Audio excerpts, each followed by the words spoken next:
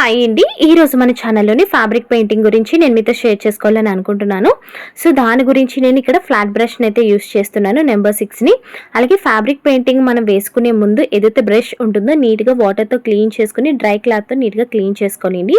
ఇక్కడ నేను క్యామిల్ ఆర్కిలిక్ కలర్స్ని అయితే యూస్ చేస్తున్నాను. క్యామిల్ కాకుండా ఫెవిక్రిల్ కంపెనీలోని మనం ఫ్యాబ్రిక్ కలర్స్ అయితే యూస్ చేస్తే పెయింట్ ఊడిపోకుండా అయితే ఉంటుంది. అలాగే ఒక వైపు వచ్చేసి ఎల్లో కలర్, ఇంకొక వైపు రెడ్ కలర్ని అయితే పెట్టుకుంటున్నాను. రెడ్ ఎక్కువ పెట్టుకుంటున్నాను, ఎల్లో అయితే తక్కువ పెట్టుకుంటున్నాను.